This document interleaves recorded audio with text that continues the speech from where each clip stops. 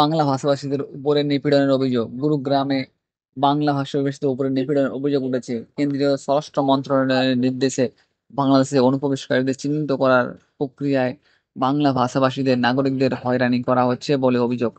তৃণমূল কংগ্রেস এই ঘটনার তীব্র নিন্দা জানিয়েছে।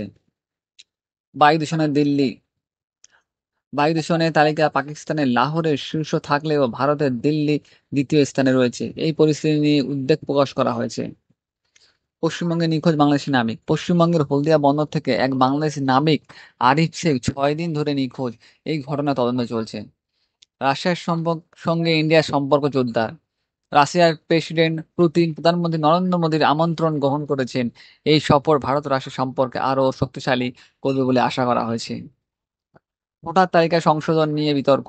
পশ্চিমবঙ্গের ভোটার তালিকা সংশোধন নিয়ে তৃণমূল কংগ্রেস ও বিজেপির মধ্যে তীব্র বিতর্ক চলছে।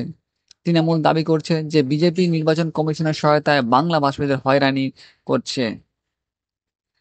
বিনোদন জগতের ঘটনা। অভিনেত্রী ইলিয়ানা ডিক্রুজ সামাজিক মাধ্যমে সক্রিয় হয়েছে। এছাড়াও প্রয়াত অভিনেতা তাপস পালের স্মৃতি স্মরণে করা হয়েছে।